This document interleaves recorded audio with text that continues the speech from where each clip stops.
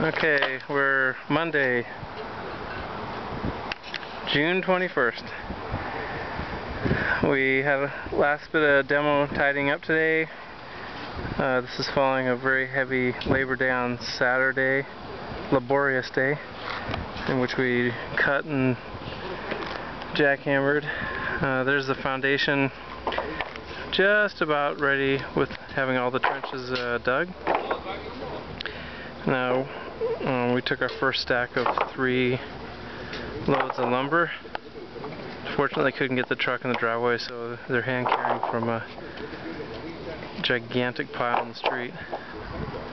But the project's coming along. We think that there might even be some columns standing up today. Amazing stuff.